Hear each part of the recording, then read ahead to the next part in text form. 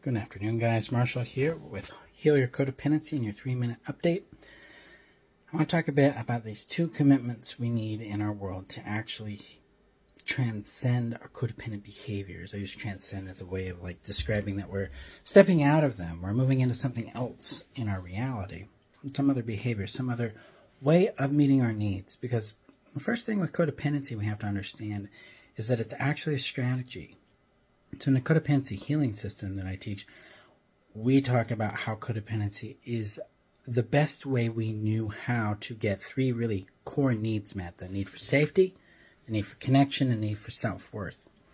And codependency attempts to accomplish that by being a people pleaser, by perfectionism, by fixing others, by being overly accommodating, by even trying to merge or blend ourselves with others. And this is our best attempt. This is what we knew to do in the situations we grew up in. So it's not a disease, it's not an addiction, it's not an identity, it's not a flaw in us. It's actually our body's best attempt to get these 3 needs met for safety, connection, and worth. To make that happen, we got to heal codependency. What we're really doing is learning how to meet those 3 needs without codependent behaviors. And that starts with actually cultivating real safety, real connection, and real worth. And we can start doing that with these 2 commitments that I have my students and myself and anybody else wants to commit to them, apply themselves to. And the first one is we have to commit to being honest with ourselves about what's going on. What are we feeling? What are we sensing? What's showing up? What's happening? What are we aware of? What's our body aware of? What is our mind aware of? What are they doing? What's the pattern of behavior showing up in ourselves and in them? What is real? So we have a commitment to being honest with ourselves about what's really happening. And the second commitment is to be loyal to our well-being first. So in codependency, the fawn response, it drives us to displace ourselves, discard ourselves, and prioritize everyone else above our own needs, our own well-being, our own happiness. We think that that's what love is. We think that that's what kindness is. We think that's the way it should work.